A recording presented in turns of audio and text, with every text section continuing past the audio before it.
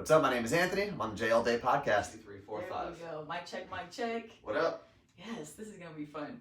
What's cracking, what's popping? It's your host from the West Coast, Jenna, aka J All Day. I got a special guest with me today. Go ahead and introduce yourself. My name's Anthony, formerly of some iHeart radio stations here in Seattle, just kind of like you. Hell yes, this is going to be a good podcast.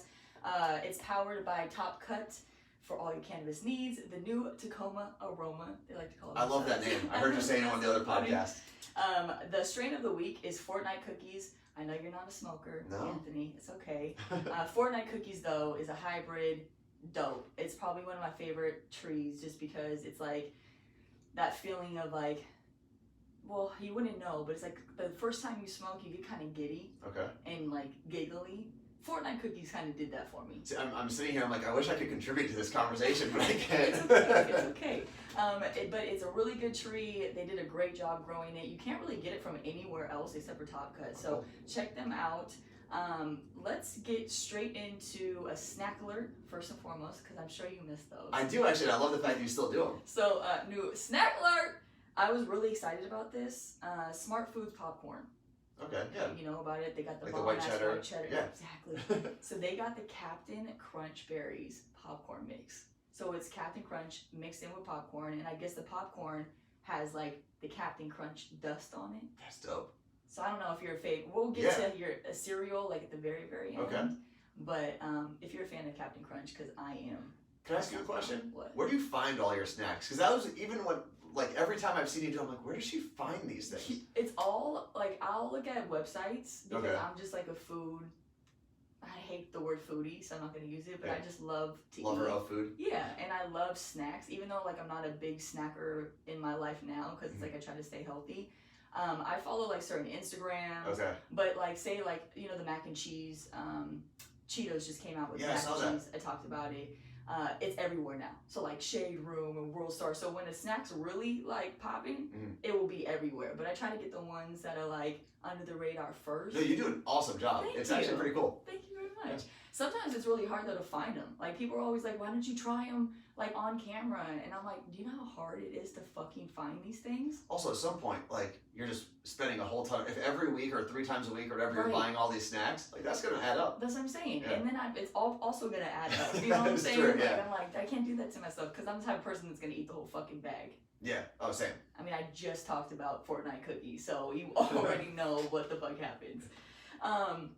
So that's a new snack alert. You can find it, I think, at Walmart. They're gonna be having it. Walmart has all the fucking snacks Yeah. always. So, all right, let's get on to you. Okay, this is my turn. This is what your do I turn. do? Tell me. This is the highlight of your day right now. Can I tell you what? Actually, one of the highlights is being able to use the new podcast table. Oh, So I thank heard you like talking, being excited for it. Am I the first person to podcast You on here? are.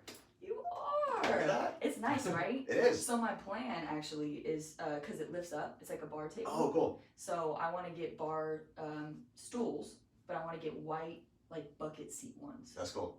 I just didn't want to like spend the money like right now. Yeah. You know what I'm saying? So I'm definitely gonna lift up this table, and then we'll be closer to the TV, and then everything will kind of like just It'll all look kind of better. level out Yeah. a little bit. That's cool. That's how I feel. I like So it. Well, I'm I honored. like it though. It's like fake marble. You know what I'm saying? It feels A little nice. bougie. It's nice, right? For everyone listening or watching, like, well, I can't feel it. This doesn't help me at all. It's okay. It feels soft Just trust and us. smooth. There you And go. we're both wearing red. Yeah. Look at us. Got my newfound glory shirt on. Look at that. So before we get into like the big part Mhm. of this whole situation and like the biggest thing that's happened to you in your life lately. Yeah. First, tell everybody like what you do, who you are, because not everybody knows. No, so I'm originally from Ridgewood, New Jersey, which is like a small suburb right outside of Manhattan. I grew up most of my life in like a 30-mile radius. Like I went to school in New Jersey, worked for iHeart Radio in New York and New Jersey for a long time with the Elvis Duran Morning Show Yeah. and Most Requested Live. And then I moved literally out of that 30-mile bubble almost 3,000 miles away Damn. to launch the Carly Rae Anthony Show here in Seattle, originally on Power, which was Cube, the whole thing. Right. And then recently, just about 2 weeks ago, Carly Rae and I were both let go from Kiss FM in Seattle. Yeah. So now we're on this new journey, but I mean, I'm really an East Coast Jersey kid at heart, and there's like a weird No, thing you when you can't grow up in Jersey. There's like this weird thing where you're very aggressive, but like in everything. Yeah. Like you your friendships are aggressive. Right. Like you When you love tell somebody aggressively. you love them, you're like, I fucking love Exactly. you. And then maybe hit them a couple Also, times. you use the word fuck all the time. And I've tried Perfect there. so hard to, because I felt like when I moved out to Seattle, like people didn't curse as No. much as we did in Jersey. No. So I tried. I'm like, I don't want people to think I'm like some raging It's that lunatic. passion, you know what I mean? It's a passion Yeah, thing, this. It is. There's this combination of aggression and passion that when you grow up in New Jersey, because you're always kind of looking up and out. I feel like there's connections to the Bay Area, especially Oakland, because with Oakland, you're oftentimes compared to San Francisco, right? All the time. So growing up in Jersey, like we don't even really have our own sports teams. They're all based, even if they play in New Jersey, they're based in the New York market. Right. Well, it's So- like when people think of the East Coast, they think of New York. Yeah, exactly. Not nothing else. Yeah, and I love New York. It's got But awesome it's not things. New I worked Jersey. there for a long time. It's Mhm. not. That's not. Those aren't my roots. Right, You know, we yeah. grew up just staring up at the skyline, not living in the skyline. Right. So I think that's where a lot of like my energy and passion comes from. I'm also the son of 2 immigrants, so like that passion and care for everything you do is kind of instilled from my parents because they came from really shitty situations overseas. I mean, Yeah. Civil War and being moved around due to other wars. Which, that's my mom's side of the family. So I think a lot of that being that immigrant New Jersey family, like that's where most of my passion and that's the core of my being, really. Yeah. And it should be. Yeah. I mean, that's a big part of your history, so that's dope. But that's me. That's him in a nutshell, everybody. I've never been to New Jersey. I need to go. I've been to New York like 100 times. Okay. Do you know where do you fly into when you've gone in? Where do I fly into? 'Cause Newark is- LaGuardia. LaGuardia. Okay. Yeah. LaGuardia is like the crappiest of the 3 airports we have. I always flew into there because it was easier to get to the Bronx. Oh, yeah, it's from right there. Yeah. Yeah. And so I was always, when I went to New York, I was like Harlem, Okay. Bronx, like deep hood. And what were you going for? Were there Junior. friends there? Yeah, Okay. I was seeing somebody at the time, Gotcha. and then I had like hella friends that was there. A couple friends in radio, Mm-hmm. not for iHeart, but for the other stations. So I was just out there like I fell in love with it when I first went because people always told me like you'd be good in New York. Or when I was there, they'd always ask me for directions. Like people would be like, "Where do I?" I'm like, "I don't fucking know. I don't live here. I'm from the Bay." You know what I mean? There's an attitude though that just you can be an East Coaster or New York or New Jersey person. Like you don't have to grow up there. There's just an attitude that you have to grow up with. And I think Yeah. I texted you about this show a couple weeks ago. I don't know if you've watched it yet. Last Chance Here. Yeah. So this season actually takes place in the Bay. It Yeah. takes place in Oakland, and I remember the first 2 episodes I watched. I was like, I think I understand Jenna a little more, and it does explain why I think you and I have always gotten along, Yeah. and why so many people from the Bay Area relate to people in the New York, New Jersey area Yeah. as well. It's like a handful because you got the Northern California Bay Area people that are like peace, love, and happiness, and I don't, maybe not passive, but also not confrontational. Just kind of go with the flow. Yeah. But then you have the ones that are like you had to struggle for your survival. Yep. So like you don't have a chip on your shoulder necessarily, but you're on a fucking you are zoned out and you're on a mission. And There's it doesn't drive. it's completely. Yeah. So when I'm in New York, I actually love the way that everything functions because it's not really based on feelings, it's based on hustle. Mhm. And I love that Yeah. because it's really just black and white then. So when you deal with like say here in Seattle, and not to, be disrespectful to Seattle by any means, it's just different. It is. It's very And different. you have to be very careful on how you approach things, how Yeah. you talk to people, and how you, a lot of the time I don't even get a lot of like excuse me's if they accidentally bump into me or whatever, which is weird. Mhm. But like in New York, for example, like if someone bumps into you, it's because they meant to bump into you. Well, you know what I mean? Like It's funny you mention that because you're right. And I think when I moved out here for the first time, people, anytime I travel outside of New York, not just here in Seattle, anytime I travel outside of that little bubble, yeah, people are like, oh, well, aren't people here so much nicer than New York? And I'm like, not really. The thing that, whether you're from New York, New Jersey, that we get knocked for is being super straightforward. right, Like, if you're traveling, if you're a tourist in Manhattan, for example, the one thing you should never do is just stop in the middle of the sidewalk or stop on a stairwell and take pictures.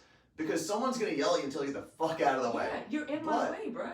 But that's because they have somewhere to go. Like in New York, you have That's what somewhere I'm to go. saying. It's that drive. Yeah. But the other part of it, the flip side of being cursed off or being, disrespectful of other people's time Yeah. is if you're lost and you need directions, a real New Yorker or a real person from Jersey who happens to be in New York while you're traveling, will actually stop down, and if you're on the way, they'll walk with you and be like, Yeah. hey, you know what? I'm walking 5 blocks in that direction. Right. Walk with me, and then I'll show you exactly where to go from there. Right. Like, I know I've done that dozens of times when people ask me for directions.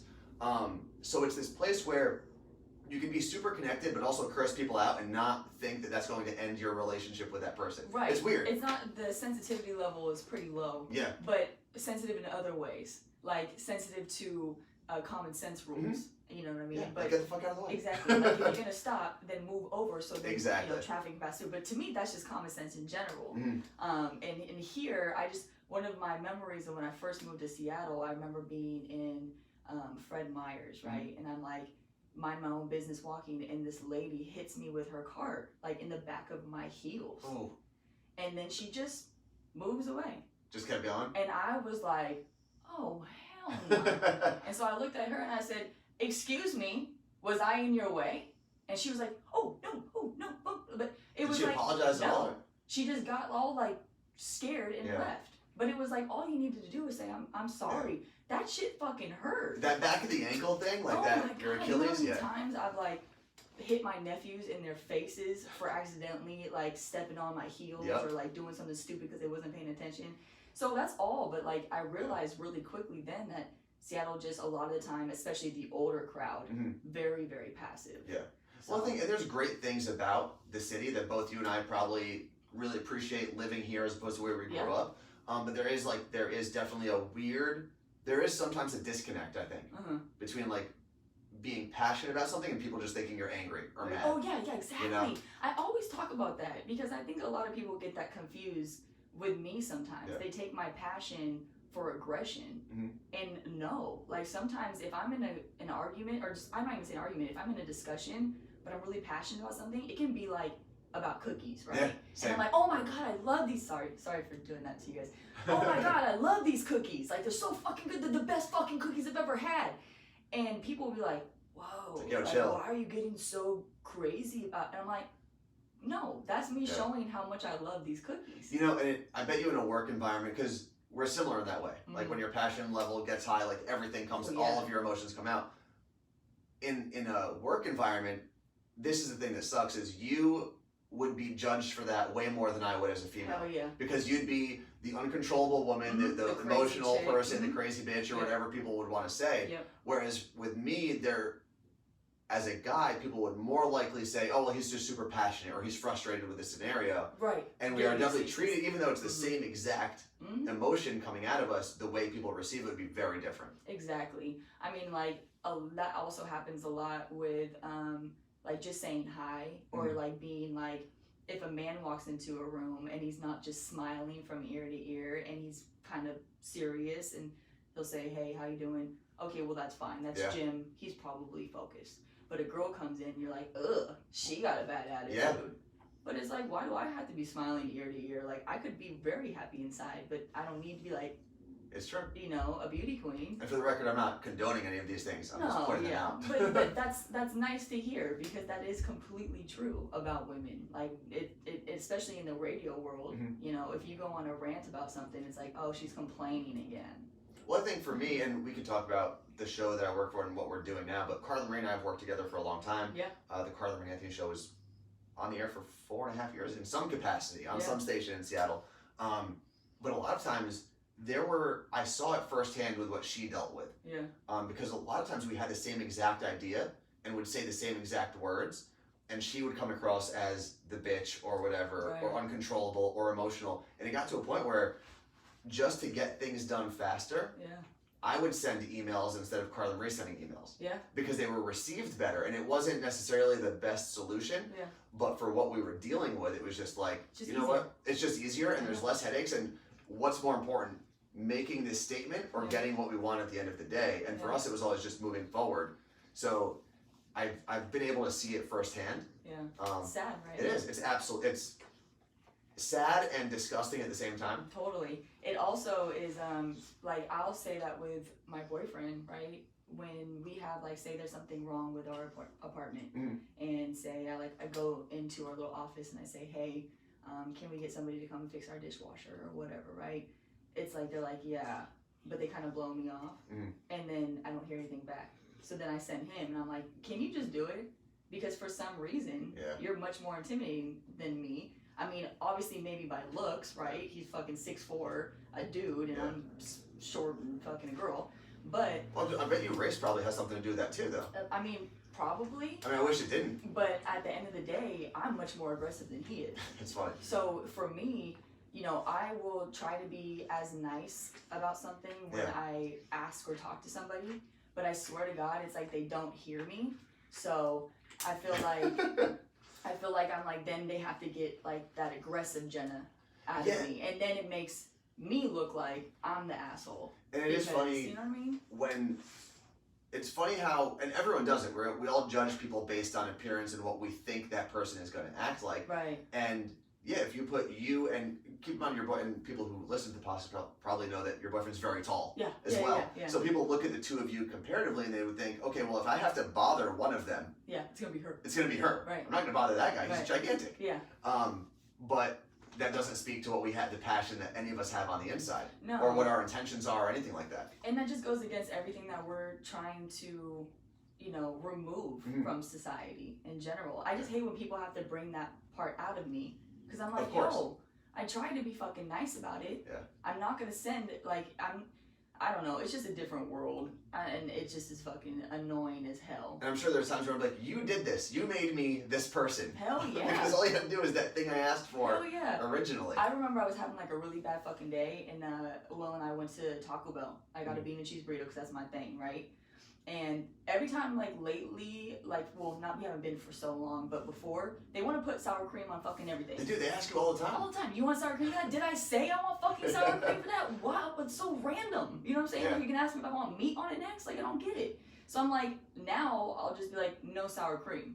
Because, you know what I mean?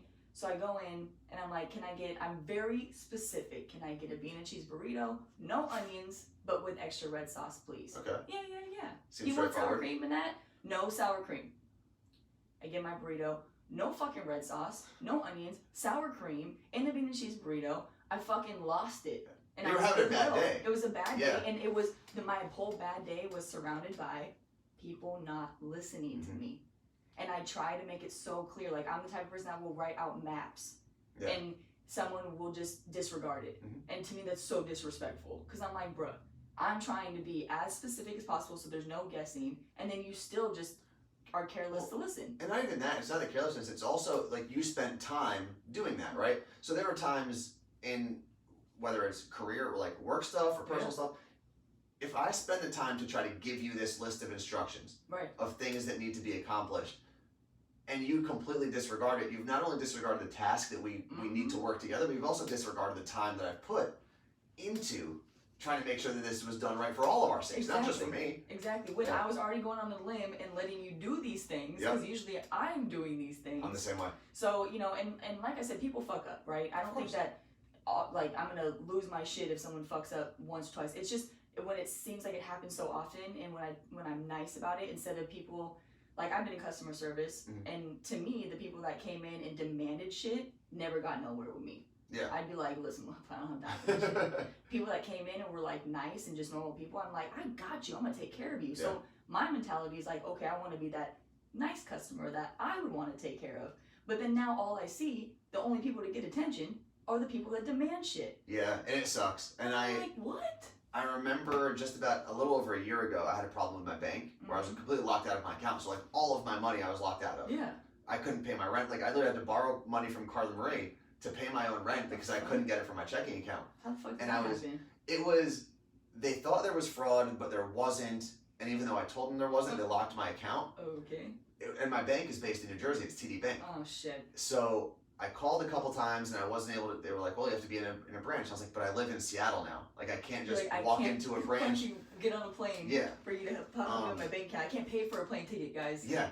So eventually, why was I going back? Oh, I had to go back to New Jersey because my grandmother passed away.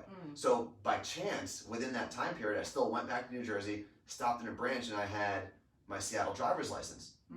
And they're like, oh, we need your original license that you signed up for this account with. And I remember, and I wasn't mad at the person who was trying to help me because they were being very nice. They were trying to, like, this is just what it says in like our list of things we have to check. Just following the rules. And I was still very patient with the people on the phone. I was very patient with the people who were helping me in the branch. I came back to Seattle. It still wasn't resolved. And then I got to a point where I was like, I'm going to have to go on social media See? and call complain. them out. And I did. And within 2 weeks, it was all resolved. That's And it was what just I'm like, talking I about. didn't want to do that. And I even said, I was like, just so you guys know, your customer service people have been very nice and very polite, but the issue is still there. And I am locked out of everything. Like, this is going to affect my credit down the Yeah. road. And I still tried to handle it like properly, but I had to get to that point where I was like, now I have to bash this company on social media Right. and make this a problem for everybody. Isn't that a damn shame? And it sucks. Then we're positively reinforced for that. Yeah, exactly. It's like I got what I wanted at the end of the day, which was the things that my money that I owned. That's crazy. Yeah. That's like this whole culture now, the canceling culture, Mhm. like canceling people and all that. Like this whole 2020 year, I mean, there's been a lot of people that should have been canceled. Oh, of course. Granted. Some people deserve to be But canceled. I'm like, Jesus, like, can we give people just a little bit of a chance? Like, it's crazy. Like, you love someone one day, the next day, they're being deported. You know, I was Like, listening. what the fuck? I was listening to And The when people Breakfast don't Club. even know the whole situation. Like, that's what gets me Oh, about yeah. society is like all this Megan and Tory, Megan the Stallion. Oh, yeah, yeah. But like everyone's like, fuck Tory, blah blah blah. I'm like, you don't even You don't know the story. either of them though. Like you have no idea what happened. Yeah. But you're so quick to cut somebody off. That shows a lot about your character. Mhm. You know what I mean? But anyways. I was listening to the Breakfast Club yesterday, or one of the recent podcasts, and they were talking about how Ryan Reynolds, the actor, Uh-huh. came out unprovoked and apologized for where he and Blake Lively got married. Because I guess after the wedding, they found out that used to be a slave plantation. And it was like, first off, yeah, it sucks that happened in this country's history, but it was also like, he didn't need, I feel like we're so sensitive now, like Ryan Reynolds didn't need to come out and apologize for something that no one knew about and he didn't even know happened in the moment. And it was like it's this weird place that we're all in where like no one knows what we're allowed to say or not say. Everyone's really scared. Whereas we should just be having conversations like we're having today. Yeah. Like I can say, hey, I know that you as a woman, Jenna, are treated differently in the workplace than I am as a guy. It's all about being seen, and that's exactly that's like, let's just have exactly what it is. conversations. I see your pain. I might not know your pain, but I see your pain, Yeah. and I acknowledge it. But you're right. People are so scared that they're gonna get canceled, Yeah. and a lot of them don't come back from it. So Ryan Reynolds was probably like, before they cancel Exactly. me, I'm gonna let them know. But like, no one gives a fuck about where you're getting married. Exactly. But Was anyone sitting there maybe at you night should do going research like, to get where you're getting married before you get married on it. Yeah. then. You know what I'm saying? Like, I would do research. yeah, and I think, listen, there's also a weird part where it's like, well, all of our land is stolen land. So That's- now, that's like, true. can we enjoy anything? And it's just this weird balance where it's like, yeah, at some point you have to sit back and say, let's just worry about fixing ourselves Mhm. and how we communicate with each Mhm. other and fixing the future. Because Mhm. we can't go back, like, I mean, we're right now doing this podcast probably on Native American land. Right, facts, yeah. So, like, All of Are we- Seattle is probably, or Washington is native Exactly. land. and that part of our American history sucks, but Mhm. like I can't apologize everywhere I go for stepping on Yeah. land. You know, Yeah. it's weird. No, it's And I completely don't know what the true. answer is. There's really no answer. It's just probably about acknowledging, and for me, it's about also like Hawaii culture I love so much is because they respect their culture and their land. Mhm. They treat a land like they treat people. Yeah. And so if you do that everywhere that you go and you treat it with respect, well then you are acknowledging whoever's land that was before. Yeah. But simple as going down the street and littering, you're disrespecting land. Yeah. And so say you are Native American and you take off a candy wrapper, you throw it on the ground, and that's Native American ground, but you don't know. Well, then you're just respecting your own people. Yeah. But it's up to us to really do work and do homework and figure out how other people feel through their lens as much as we can. Exactly. And that's how you stop all of this other shit. Yeah. But I just think it's crazy how so many people that on the outside are making their people's problems their problems. Of course. When it's more so like celebrities. When I say Yep. that I'm talking about celebrities, like I'm like fuck, like this Ellen DeGeneres thing. Yeah. Like, it makes me so sad because like I really genuinely liked Ellen. I don't know her though. Yeah. So I But can't do you even view her say- differently now? I mean, people don't. I have to say that people don't just get blamed for shit that is like, how can I say this?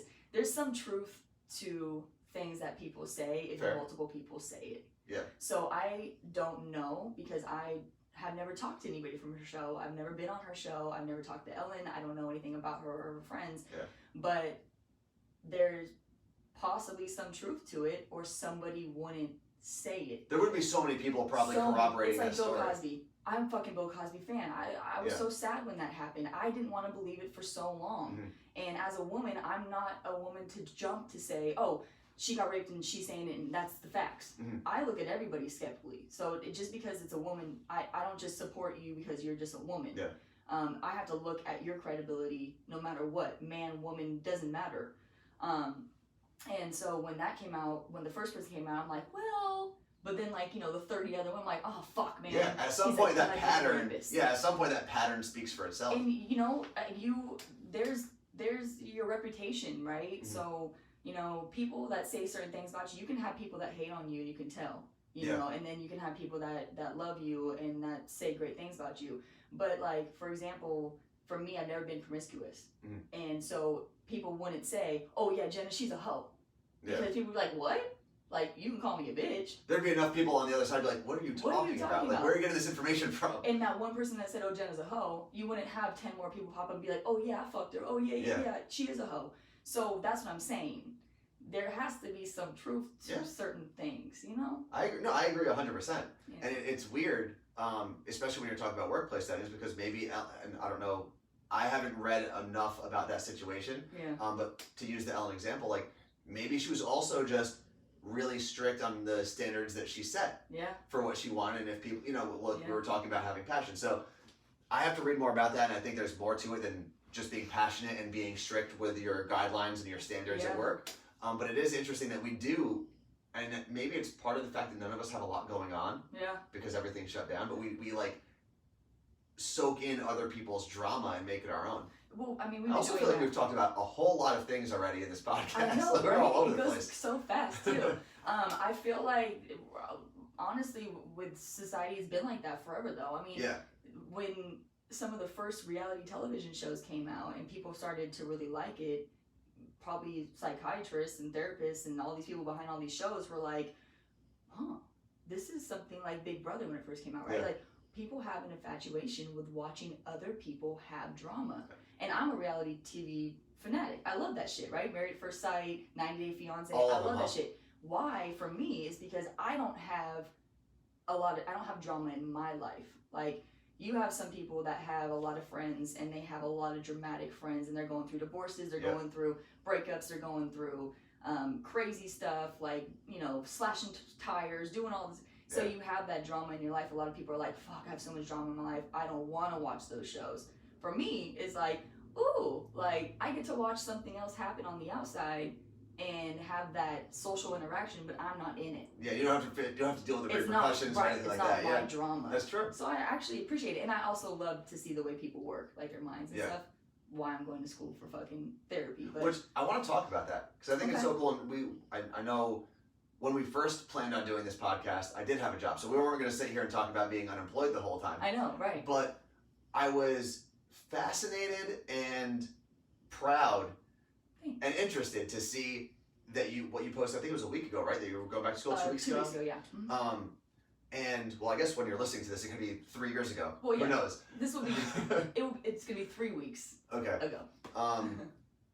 So the fact that you had worked in radio for so long, over 10 years, Mm-hmm. right? 10 years, 10 not years. over 10 years. Okay, so 10 years in radio, which was your passion, your drive. You did it for a long time. Mm-hmm. That opportunity was taken away from you, Mm-hmm. and you were able to pivot and use that passion to find something you were also going to be really excited about doing. Mm-hmm. How did you get to that realization? How long did it take you to do that? Well, for me, thanks for asking questions too. This is nice. No, I really, and I know that we've been planning on talking on this podcast, so that's why I didn't text you right away when I saw it. I was like, oh, this let's ask is her. good. This is perfect. So I actually had gotten my bachelor's a long time ago in 2013 for human development, and what I originally wanted to go do in my life was I wanted to be a prison inmate counselor.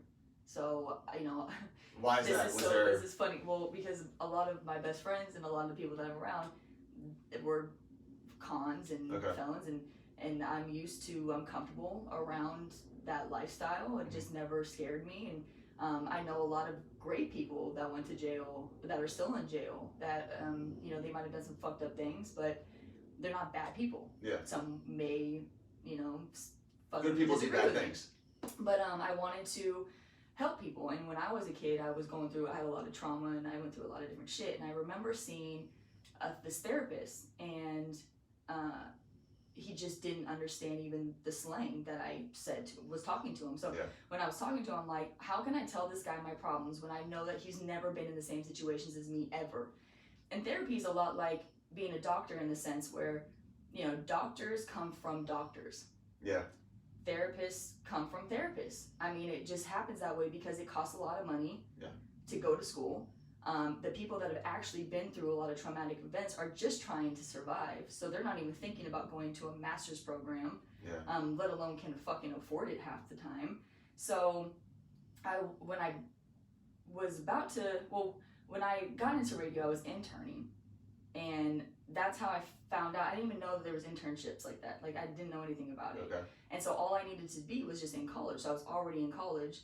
I think I was in my second year of college, and I went into my local radio station, dropped off my resume, and I got a call back like about an hour later, and then I got put on, you know, and then did my radio thing for so long. But throughout that time, I was getting my degree in human development, and my whole life has been consumed with giving people advice. People just come to me for therapy. And so I always knew it was a calling, something I'm really good at. So then I did radio, and I was like, I'm really good at this, and I just kept on excelling. So I was like, well, if I'm in this position, fuck doing this therapy shit. I just got to graduate, right? Yeah. Because I didn't want to be in college. Okay. Like, Well, yeah, at we all. wanted It to was just tough finish for the me. I classes. just Yeah. wanted to fucking get out. So I ended up getting out, graduating, doing really well on radio, and then these past couple years, I've been like, I really want to go back to school to get my master's, because we know there's not a ton of money in radio. No, there's not. There's very few people in the radio business that actually make a fucking six-figure. And good for them, because they You need know to what I push that number up for everyone else to make money too. So. You know, great. If Yeah. if you survive and you get that money, that's fine. But the amount of work that you put in for not a lot of money. Yeah. It's Especially in the hard. beginning. I mean, I was living in. Oh yeah. I was living close enough to the radio station where I grew up, Mm-hmm. that I was able to live with my parents till I was like 25 or 26. But I mean, I was making, when I started at KTU, which was a dance station in New York, I was making $7 an hour. Yeah. Living in one of the most expensive market in the country. Facts. Yeah. So, I mean, it is not easy to make it through that part, and you learn how to survive. And I think that everyone who goes through that gains experience. Mm-hmm. That you can't get if you just came out of college with like a good paying job. Yeah. I think there's an appreciation to things like that. But yeah, I mean, Definitely. And I was broke therapy before probably that, so. will pay more than radio. I would hope. Yes, definitely. I know some therapists that like $300 an hour. You know That's what I'm awesome. saying? So hopefully I'll get to that one day. But I always had that in me. And then when the laid off thing happened, you're starting to see with radio that pivoting though. Mhm. Like there's changes constantly going in radio, and people don't understand that when you leave radio, you can't just jump back into it. You have to find a station that works. You got to find an open slot. You got to find a full-time position. You got to It's find timing. I mean, all these Yeah. things, and then you have to possibly move. So it's not like you're like, you know, in radio, and then you're like working your way up, and then 2 more years, you're like, oh, I'm an on-air personality. In 2 Yeah. more years, you get more pay. It's not like that for people No. that think it is. That was the hardest thing for me.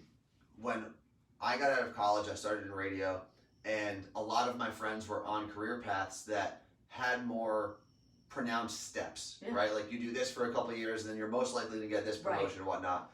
And seeing them, I wasn't jealous of them because they're all my best friends. I was so happy that they were doing well, but it made me doubt myself because I was like, I don't know what my next step is. Well, 'cause and it you're- really messes with you mentally. You're lacking that stability, Yeah. that security. Mhm. Because us in radio, we never know that you walk in, that might be your last day. Yeah, that was my Like, last. That straight was the that fuck was up. me 2 weeks ago. And for me, with being laid off, well, I did a whole show.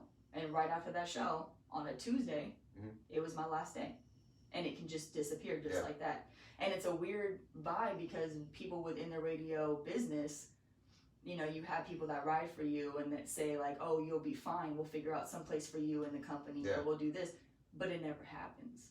And no shade. Yeah. It's just they don't have control over that. Yeah, and especially right now with that's what something it like the is. coronavirus, like That's insane. every company, not just iHeart or whatever radio company you might work for, everyone's slashing budgets. So it's not like there aren't these millions of opportunities available. Yeah. And I think that's what's so cool watching you do what you're doing, going back to school and knowing that you're going to have this opportunity to create your own skill set, to cultivate your own skill set, Right. and then be able to transfer that to whatever you want to do. Yeah. You know, if you and Will one day want to pick up and move to Southern California or back to wherever, you can do that Yeah. because you can use that skill anywhere. Yeah. And more, it's like, you know, online video therapy, there's Zoom, there's phone, there's group, there's so many ways to get therapy. Yep. That I have just endless opportunities. And even more so now, people need more therapy than ever. Absolutely. So if I'm already getting all these people to come to me, family members, people I don't know, strangers, listeners, I get listener DMs all the time of paragraphs of like advice. And I don't have my degree yet. Well, my master's. But they trust me enough and they think fondly of me enough to hear my advice. And it's going to be cool. Tells me something. It's going to be cool to see, because in radio, whether you're in the promotion side of it, which I did for a long time, or the on-air side, you have conversations all day. So you see all these different perspectives. And it's almost more beneficial to you now to have had those, I mean, thousands. Think about the amount of conversations you've had with complete strangers in radio. Yeah. Face to face on the radio, like thousands. But you've now seen thousands of different perspectives in people, and now while you're learning all the things you're going to learn in school, you can apply that knowledge that you already have to what you're also going to want to do down the road. And I think it's cool to see, especially now that I'm going through being laid off and figuring out what I want to do next. It's cool to see that you were able to find that passion, find that thing you want to do, and transition your experience to what you want to do down the road. And it's encouraging. Like, you give someone like me hope, you know? Good. That's what my plan was too when I announced it, was just to let people know, you know, as a female at this time in my life, I'm 33 years old, people are like, when are you having babies? When are you getting married? When are you doing this? And I'm like, I don't know. Like, why the fuck do I need to know? Like, yes, my eggs are going to drive if I don't get started soon, which I know, right? So I have a plan. But how come we have to live in a world where I have to only have one career for the rest of my life? How come I can't have numerous things under my belt for me to be just fucking triple threats? Like, how come my whole 20s couldn't be radio, my whole 30s be therapy, and my 40s maybe that's gonna be something else? But what I am doing is I'm securing my future and I'm securing the bag, and that's what I need. Because when you go without money for so fucking long, to have that money to be able to be comfortable is more peace to me than a lot of things. And for me and Will, we have the same goals. And with him, personal training and even globetrotting, he can move anywhere, I can move anywhere. Everything is going to work out. I'm getting my California licensure because that's so I can do therapy anywhere. That's cool. So if you're licensed in California, you can... Anywhere, because it's like the highest amount of credits, the longest time, the most hours you need, you know. And I think you touched on something that I think a lot of us, and whether it's our generation, the generation that's coming up right behind us, is freedom is the most valuable thing that we're all striving for, right? So, when people say money doesn't buy happiness, that's not what you need the money for. You need the money for the comfort and the freedom to do what you want. Exactly. And that's why I hate that saying, because yes, it's true, money does not, just because someone gives you $1 million doesn't mean you're going to be happy. No, but that $1 million is going to fucking help set it up, set up my future for me to be happy doing the things that I want to do with it. So if there's anyone that's listening to the J All Day podcast and wants to hand out $2 million, one to each of us. Here we are. We're right here. Here we are. It will make us happy. No, but I think what's unique about what we're going to try to do is I think we have detached ourselves from the thing that our parents and older generations probably were striving for, which was like that stability to be in your home with your family, have that 9-to-5 job, going, you know. Fence, dog.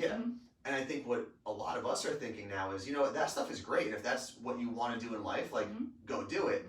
But what I would like to do is say, hey, if I feel like working from San Diego one day or for a week, maybe I can go do that. Maybe I can have a job that allows me to go work remotely. And we're seeing that now with the coronavirus. Like, you can do a lot of that. Or maybe, you know, I want to live in the country away from the city, but all the tech jobs are in Seattle or San Francisco. Now we're trying to figure out a way to do that still own our lives and not be, even if we work for big corporations, not be tied down to what those big corporations tell us to do or how to live or how society tells us how to live. And I think it's cool that we're all figuring that out kind of together generationally. You just gotta take steps, Yeah. you know, and it's scary. Like, it took me a long time for me to be like, okay, school's expensive. I'm like, how the fuck am I gonna afford this? I mean, I'm taking out loans. Like, Yeah. I just got my car paid off. Like, I was just getting through my debt that I already had, and now I'm back again. But someone was like, you can't look at it like that. School's separate from everything else. And it's an investment too. And it complete is investment. And that's how it kind of registered in my mind is one of my professors was like, listen, what you're paying for school, you're gonna make that back in your first year plus more. And I said, wow, that's crazy, right? Actually, because it put me in a different perspective. It's just like buying stock, you know what I mean? Except stock that's actually gonna go through. And you can control that to a certain degree. You can't control all the variables, but with the stock market, like they have their own set of variables and it'll fluctuate as it does. With your career, you can at least put the effort in to drive those variables in your favor. Exactly, and I know me, I'm a hard worker and I know I'm gonna get the job done and I'm gonna be the best at it. So with that mentality, it's like I'm not gonna fail with that shit. Yeah. And if I want to get back into radio, because that's I think also something is we have to feel like we have to cut something else off in order to move on to something else, closure and all this shit. Yes, with people and relationships. Yes. Sometimes But that's the healthiest thing to do. Not for me, not always with careers. I don't have to say, okay, I'm never gonna be in radio again. I'm never gonna do media again. I'm like, yo, this is gonna make me even doper on my resume if I see a job opportunity that's in radio and I'm like, I wanna be on that and I got a degree in therapy. So let's make it some fucking show. And that could be your the whole entire fucking thing. I mean, if you will. AM stations, I feel like they're never gonna go nowhere. No, they'll be around forever. And so even that, even a TV show, it's like the opportunities are just there. And on top of everything else, I'm a firm believer in getting to be an expert in things that help you as well.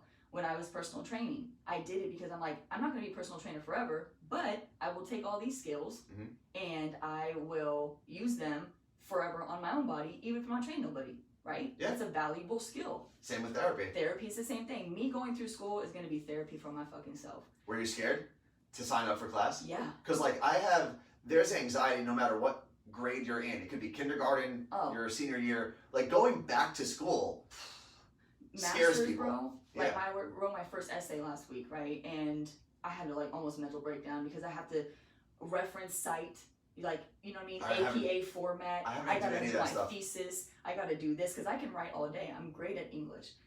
But when it comes to like, you have to cite it and then, oh, is that my idea or is that someone else's idea? And then I didn't say that quote, so where'd that quote come from? You have to have fucking references for everything. So I'm like, oh my God, I'm learning all this new terminology. I don't even know what this fucking shit means. And then you're expecting me to write a 3 to 5 page essay on it, cite things correctly, so I'm not plagiarizing. Yeah. And I'm like, I haven't wrote an essay in 10 years. Yeah. That's crazy. So it's cool that I don't have to deal with the anxiety. I can see you do it. So it is definitely interesting seeing you go through it and posting about writing, like whether you're the treadmill's right there. I see it. Yeah. Whether you're like studying on your treadmill or writing essays, like it's interesting watching your journey. Yeah, thank you. I'm just a busybody, so this is good for me. But I know I'm definitely gonna be stressed out. Well, what does it say on the front of your notebook? It says busy bee. There you go. Actually. Okay, so I noticed really weird things. We have been going off. I have all these things written down, and did we hit any of them? We really haven't touched on any of them. That's my fault. Sorry. It's okay. I just was gonna ask you, and maybe you did kind of touch on it, but since radio right now is not currently in your life, right? I was laid off 2 weeks ago. Are you finding it hard to? Because one of my biggest things was talking to people about it, your identity. And so a lot of people, especially someone like you and, Carla Marie, like you guys' identity is those two people on the radio. Oh, yeah. And for me, when people see me or they ask me, what do you do? I'm like, oh, fuck, I don't even know what I do anymore. Like, do I say I'm still like in radio? Do I say I'm not in radio? So for me, the weirdest part was, so we got let go on Friday, I think it was July 24th.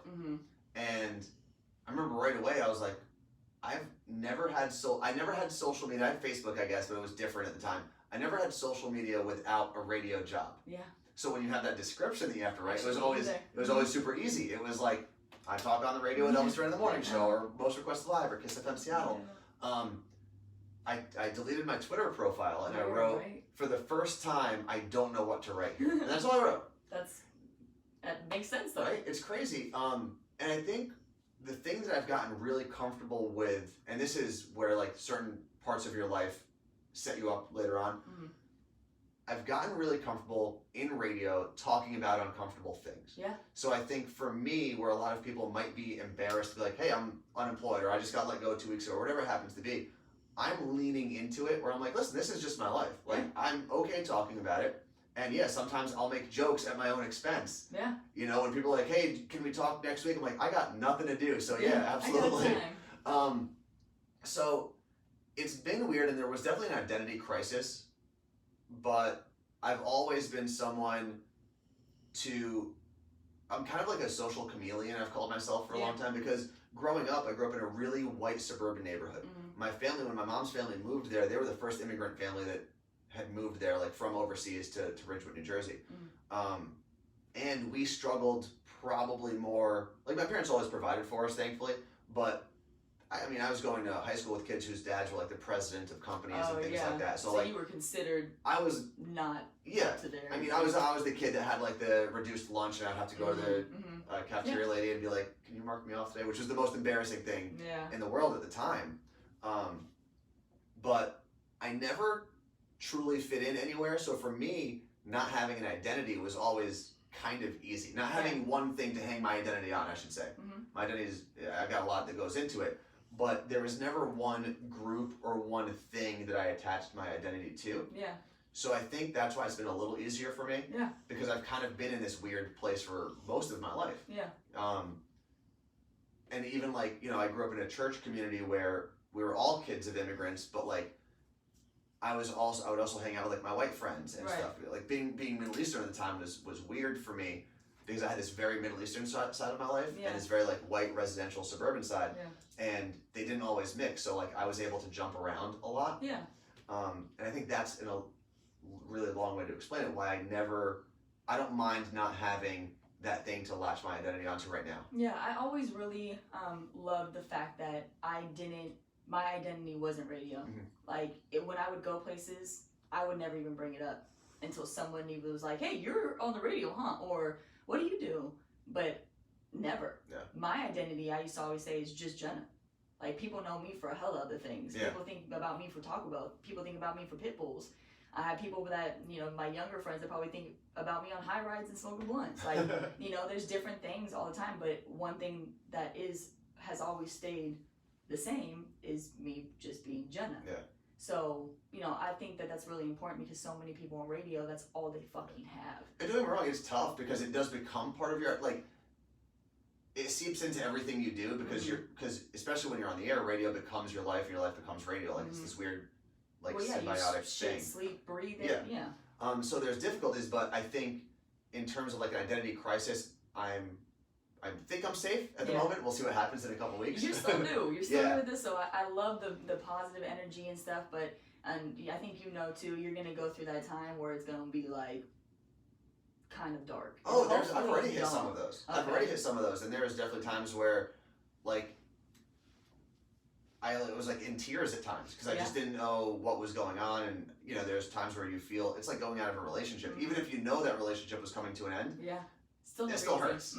You know, there's still heartbreak at the end of the day, whether it's in a relationship or a long-term job. There's heartbreak, and there's a lot that goes into heartbreak. Well, it's unexpected too, so that's always really hard. I always called it like it's almost like a death, like the cycle of going through someone dying. Yeah. And that's how I kind of felt with radio. It was like first it's like denial and isolation. You're kind of like, did that really just happen? Yeah. Like that's crazy. I don't have to wake up tomorrow at like 3 o'clock in the morning. It's crazy that I don't have to. That first day is weird. Right, it's really weird. And then you go through being hella angry, like fuck everything, fuck them, no one rides for me. I hate this, everybody. Yeah. And then you go through bargaining, like, well, maybe if I only did this, or maybe if I start doubting yourself, you start doubting everything that you did and what you could have done better. And then it's like all of a sudden you get to, okay, I think this is okay, and you accept what had happened. Yeah. And it's the same thing. That's literally the cycle you go through after a loved one dies. You know, you go through all those things, and then you could go through it again. And I think for me, I mean, and Carly Rick can probably speak to this as well if you asked her, but like, our path in Seattle was never the easiest. Mm-hmm. There were always changes. So like when we were pulled off of power for the first time, even though we had jobs and it told us, hey, we're gonna figure something out, like that was heartbreaking because we had spent so much time in that brand new brand. Like that Right. station, we were the first voices on that station and Yeah. the last voices on that station. Right. So there was like an ownership stake almost in what that brand was. Mm-hmm. So we had gone through the ups and downs while we were in the same city. So I Yeah. think that's what's made this a little easier. It doesn't mean that I'm happy that it happened, but the tumultuous times that we've had Right. in Seattle have kind of prepared us for this. For And I this, yeah. think Mm-hmm. finding something else to be excited about is big. Like if you break up with someone, a lot of times like let me just go find a new person that I'm at least Right. interested in, right? Yeah. So we've been able to translate what we did on our morning show on the radio onto Twitch. Dope. And 7 years ago, if our lives had been in this situation, we probably wouldn't be able to do that. But because we've been on Twitch for a little bit, we were able to take, and if you're not familiar, it's a live streaming platform. It's actually pretty dope. It used to be a gaming platform, Yeah. but now it's like for everybody. It's still like there's still a ton of Tons gamers of on there, and gamers, they yeah. own that space. But Some now people there's cook, like some people do Yeah. some weird shit. I've been thinking about getting on it, but I just don't have fucking time. it's you know what it's been fun because we basically podcast with a live audience. Mm-hmm. Yeah. So we podcast and people can chat and we can do Mhm. different things. We can bring in guests and stuff. So being able to transition very quickly because we had set that up before we got let go, Yeah.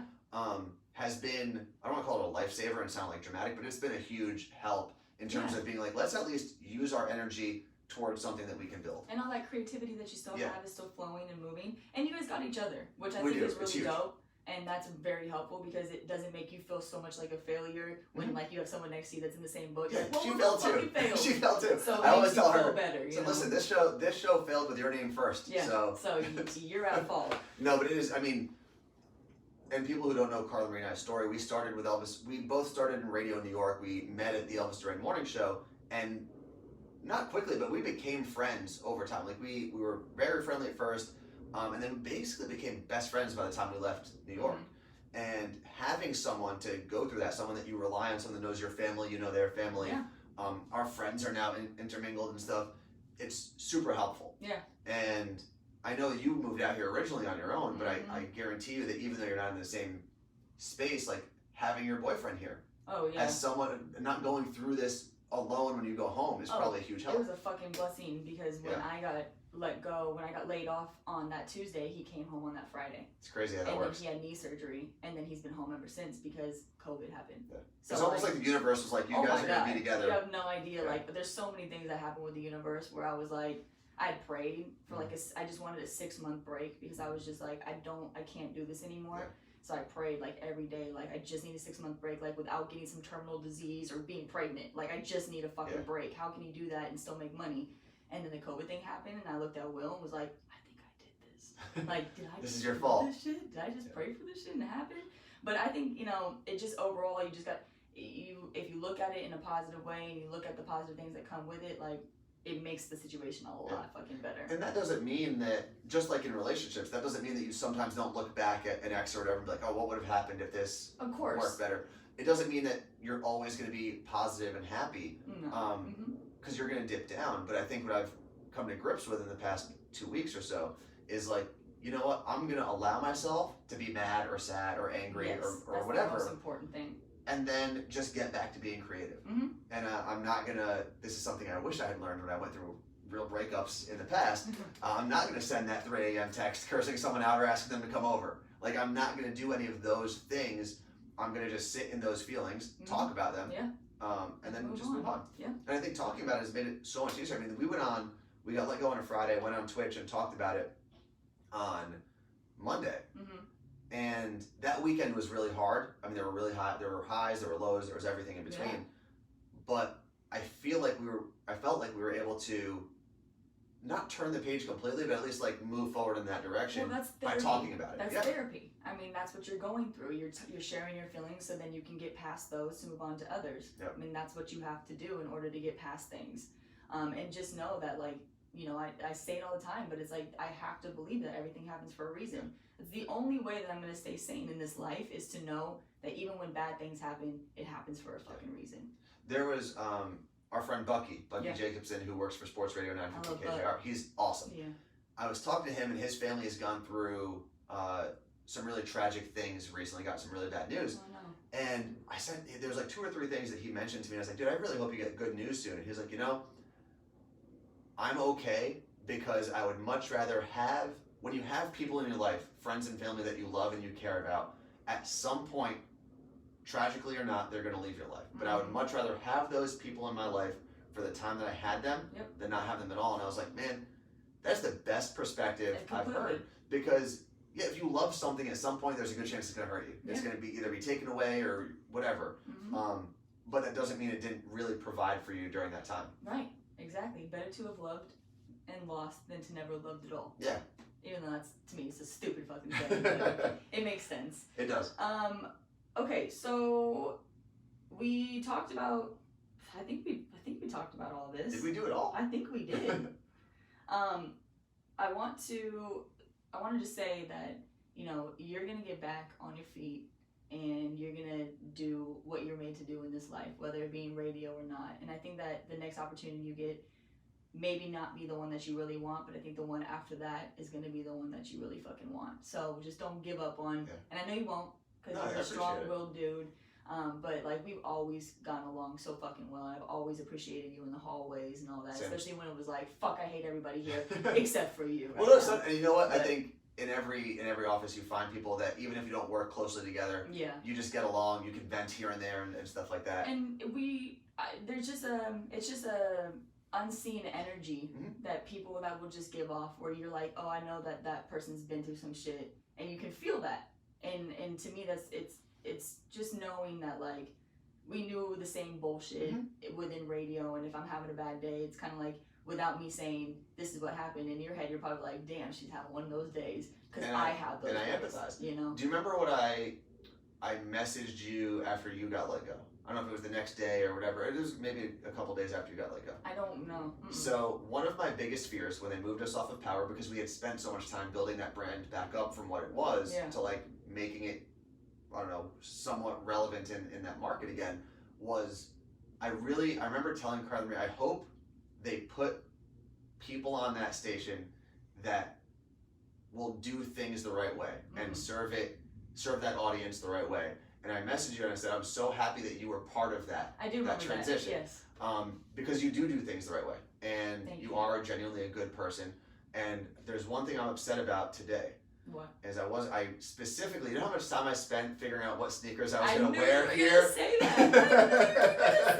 That's so funny. Because we always talked about sneakers. He's a sneakerhead like me, and I was going to text you and say, yo, the camera angle, you're not going to be able to see your feet. So, but I swear to God. Now I'm in socks. I swear to God. I seriously thought about that yesterday. I was on the treadmill and I'm like, I wonder what shoes he's going to wear tomorrow. And then I was like, man, he's going to be really unhappy when I never even show his feet. It's okay. I still wore them. And you know what? When you're stuck at home and not seeing people, there's got to be a reason to dress up at some point. So this is what I used it for. That's what I figured too. I was like, at least he'll be happy that he actually gets to wear the shoes. But then it was raining, so then I was like, well, maybe he won't wear those shoes. I'm not sure, because I never wear most of my J's. Luckily, the weather's too bad. I mean, once December hits, really, in Seattle, like, you just don't wear nice sneakers anymore until the following June. Right. It's insane. Facts. But luckily, the parking garage in my building, I was able to just go in there, come out here, and I was good. Dope. That's so funny that you brought that up. Okay, let's get to your outro questions. Yeah. First thing you do when you wake up? Unfortunately, I gotta stop doing this and replace it with a better habit. I swipe through Instagram. Check your phone? Yeah, it's bad, man, but I gotta admit it. Though. I gotta admit it before I move past it. Facts. So next time I see you, you better have a new first thing you do in the morning. You know what I'm starting to do? There's a program, and you'd appreciate this as a fitness person. It's called the 50-50 program. Jim Stepani is a guy, he has like a product that he sells at GNC or whatever, but he's a trainer from like MIT. And it's essentially, if you want to work through a problem area, you do 50 reps of a certain exercise that work that area in the morning, straight through, could be super lightweight, and then 50 at night. So I'm trying to replace it with that. I do 50 bicep curls now because I can't go to a regular gym. Right. And I got little girly arms. Oh, stop.